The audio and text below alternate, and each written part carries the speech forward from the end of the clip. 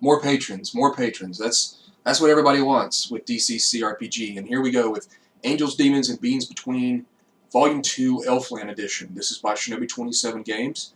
And this is the first volume that I did a video about, of course, the Otherworldly edition of Angels, Demons, and Beings Between. And so I enjoyed that book a lot. It gave us a lot of patrons, and really fleshes out what you need for choices for your characters for DCC. Well, this is going to do it again, and this is going to be for elf characters. Most of the art is done by David Fisher once again. This is one of his projects, but it's completely written by, and I hope I pronounced your name right, James, but James Poznell Jr. So apologies if I didn't do that right. And there'll be a lot of that, as this book is going to make you roll your English use roll a bunch to hopefully say the names of these patrons correctly. So this was a successful Kickstarter, and obviously a companion piece with this, and I think they look great together. I love the cover of this by David Fisher. He did a lot of the art. There is some other artists that are involved in it too. I'll just go through the list here. Doug Kovacs, Stefan Pogue, Stephen Thompson, and Bruce Warden.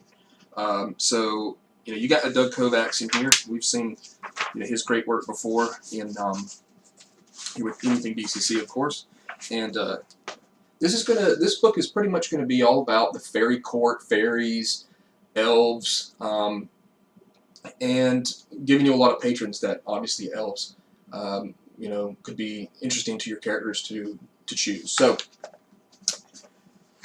it's the thing about this book, and it's kind of like the same with this one, is the fact that there's just so many choices. There's so many options, and it's kind of like a double-edged sword. It's there. I go into a store or something, I see so much stuff of the same type but different here and there. It's a tough. There's a lot of times it's a tough choice to make between all the different options we have, and this just kind of adds on to it. Of course, in a positive, good way, though, with giving you good patrons with neat invoke patron, with spell burn, with different types of spells, and just kind of unique. So, it's just more, goodness from DCC, that you could add to your game. And I'm not going to go through each individual patron, but there are 14 patrons, and then there's some extra sections as well. And I will go through some of the extra sections as well, and just kind of do a brief little overview of some of the patrons, let you know kind of what they're about, what choices you might have with them, and some of the neat little things here and there that you'll spot. And of course, when I first looked through the book, I gave it a kind of a peruse, and of course I liked what I saw, but once you really delve into it and you start reading all those spells, the new spells and the new invoke patron lists and stuff, it's it really kind of fleshes it out. And there's a great section by James, and he wrote the whole thing, so kudos to him for writing such a thorough book of patrons. But he talks about how he was able to kind of use the patrons in order to kind of shape the characters in his DCC games in a way that was more kind of more towards the thief or towards a fighter or a witch. And so he used those to kind of flesh out some of those types of characters that we know. So starting off right off the bat, there's an introduction, talking about the fairy court. What is the fairy court? And then this section on fairy mounds, which we've seen before in some DCC adventures. And it tells you so much about just how the elves are and the fairy court, how they're just, they're chaotic in the sense that they're unpredictable. And that's going to lead to, obviously a lot of fun and surprising things that are going to happen to your PCs should they come across a fairy mound or interact with the fairy court. And I think that's going to be exciting. So one thing that's really cool is that fairy mounds have taboos. And pretty much, in order to visit a fairy mound, they might be something that your PCs have to do or be involved in. And just a couple of choices here. The visitor must not fall asleep during the revelry. One is the visitor must discover the host's name and must then formally address the host to ask permission to leave. The visitor must duel the host in some agreed upon manner. The visitor must not get drunk. So there's all these kind of like rules and laws, taboos of the fairy mound. And then there's a section that you can roll up about how to get ejected out of the fairy mound. And what happens to your character. Should they be, thrown like miles away? Do they show up but they're missing all their valuables and money? So it's kind of neat. And again, that the way that the fairies and the fairy court is very unpredictable. One of those, of course, the visitor disappears completely and utterly from known existence. So that's detrimental to your character. And then there's a whole little area here about the elf patrons and religion, about the community, how they do stuff, and their own special elf type fairy way. And very cool section, obviously giving you more information about it. And then it goes into the patrons. And again, I'm going to butcher these names. I apologize. And that's just kind of how it goes. There's Balancris, the Changeling Prince, and there's a good, like you see here, this is a great write-up for this guy. This is all kind of the history and background for this patron, this Changeling Prince. And, you know, they're obviously going to have some sort of motif, the way that all the patrons kind of do. And I think throughout this whole book, you'll see a variety of ones that are going to really fill out certain things that you may be looking forward to in a patron.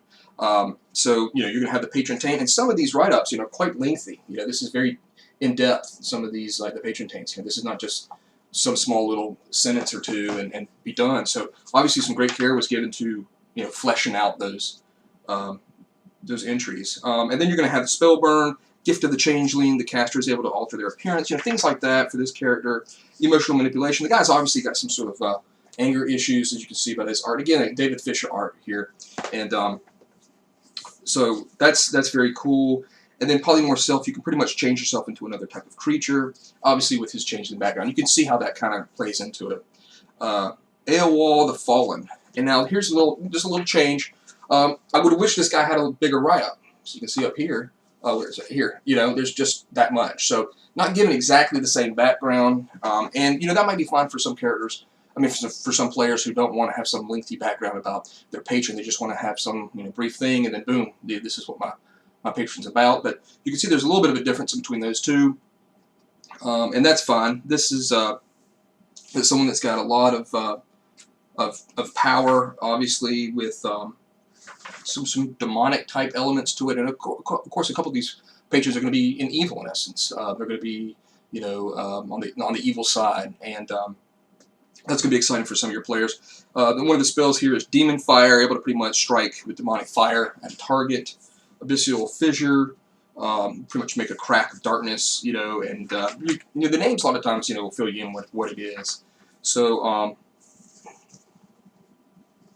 Fingalrick, I think that's right how it's said. So there's that one, kind of a thief type of patron. There is Polura, which is going to be a very good patron, a good-natured type of patron. And a lot of times their descriptions do kind of go in back with some of the patrons, like the King of the Elves in the normal DCC book, as well as some of the ones that are in other, within this book as well. So they kind of feed off of one another. And she can mend the living. It's all about kind of like grass and growing and foliage and stuff like that. So I think that's pretty cool. Eolina, she's a patron of kind of fire, has a lot of fiery type of invoke patron spells or abilities, and like fiery flyers. Pretty much you get to summon up different types of fiery bats with one of her spells. She got Flames of Fate. You can see here again, very fiery type of patron for those characters who like to burn things. Lumgolet, I hope that's the way it's said. The Demon Queen of the Spider Pits. She's on the cover of the book, and of course she's going to remind you of a certain god in Forgotten Realms. But a great write-up on her. Your players are going to be able to summon up different types of spiders, huge, you know, giant, large, scorpions, and such things like that, arachnids. Be able to bite people, and it has a Demons of Lumgolet too, which I like that. And this is one thing here, right here, I want to address is there is, if you have a lot of Shinobi 27 books and stuff, you're going to see some repeat art, and I think that's completely understandable. Should the piece of art obviously go with both things? It's, you know, obviously this is from one of the other books from David Fisher, and some of the art has been reused, but it's not a huge deal. But, you know, you will see some pieces like that, so I just want to throw that out to you. Sintana it says here, is a lusty, brave, half-elf, half-fairy who enjoys competing, battling, and contesting anything dangerous or difficult. The guy looks like he's pretty much on point. He's sure of himself, so that's cool. And going to have some stuff like fairy arrows, 9 fighting gifts, Pretty much it's like the burst of speed, the feat of the sword edge, kind of gives you gifts of fighting. Warp spasm. Here's a good picture here. One of the gifts, going back to the other one, is called the apple feat. The caster hurls an apple. The feat can only be done with an apple. And pretty much it's such an amazing force that it rips through the opponent's body. And here we got a great piece of art of this guy here. This guy here is taking that apple pretty much directly. That's a critical strike, it looks like. That's going to be, you're going to need to work on that wound after that. So not sure how he's going to turn out. So that's fun. That's a cool picture. Some alternate art here from one of the other artists. And there is some here and there, but most of this is going to be David Fisher once again. Centaur the Knower, he's kind of like, it says here, the twin patriarchs of the elves with the king of Elfland, which is in the DCC book. Kind of a seer and a spy. So that's a fun, kind of an easier patron to be involved in, kind of neutral a little bit. Volendrar, that's a rough name. Volendrar, kind of a crafting, you can see from the picture there. It says here he's called the Strange Smith. And one thing that I thought was interesting is that there's a section in the back of the book that I'll be talking about. And I'll reference that when I get to it, but when it's there I was kind of like, well, this is neat, I enjoy this section. It's about magical item creation, but I was like, why is this in this book? And then it kind of goes back to this patron. So as I thumbed through it, I was like, neat section. Why is it in here? And then this patron here is obviously going to have something to do. So it's kind of one of those things where let's make a patron who can craft stuff and magical items, but then we're going to have to do something where we can actually create those magical items. So it makes sense. And I think that's actually a pretty cool patron. I'm going to try this one. Here we go. Ivrian. Ivrian is kind of a, you can see, ooh, there we go, kind of a hunter, tracker, sacred force, masters of the hunt, paragon of the elven bowman, swordsman supreme. So obviously a lot of those spells are going to be to help the relentless hunter, fell-sworded Ivrian, and kind of more towards like tracking, woods, the hunt. And then you're going to have a section again about Demi-patrons, which we're introduced to in the otherworldly edition, the other angels, demons, and beings between. Alboran, the Red King. And these are obviously smaller patrons. If you haven't seen that video, these are smaller patrons that maybe your characters can invoke when they're in a certain area or in a certain circumstance, and they're not like a full-blooded patron. Okay, here's a tough one. Dahudmorgan. I hope I got that right. She's queen amongst the sea fairies who inhabit haunted and rocky shores of Minagon, the Thousand Rocks. So kind of an underwater demi-patron. Great piece of art there. That person doesn't look like they're having a good day.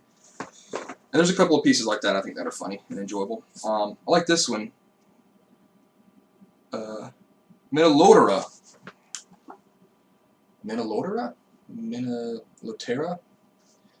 This almost reminds me a little bit of Audrey 2 from Little Shop of Horrors, in which it's kind of like a deity from space, a plant deity. And Reedmar, the Deathless. We've seen this piece of art before. It's very good and makes sense with that demi-patron as well. Big write-up about that demi-patron and what it can do for you. Necrotic type of energy and stuff like that it's involved in. And then we have this appendix here, Appendix A, Magical Items. It has this whole section here on how to make magical items. And of course it will reference back to that one patron.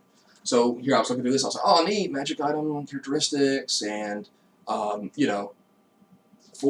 type of format they are. Is it a book, armor, flask, and then the type of abilities, 1 power, type 1 or 2. And so you've got type 1 powers here with some great art, some great tables. And it's going to give you a lot of different things. Fleet-footed, revealing, shielding, defense, might, hardiness, charismatic, miraculous, shadowy, health. And then you have type 2, thunderclap, sealing, animated, freedom, peering, cancellation.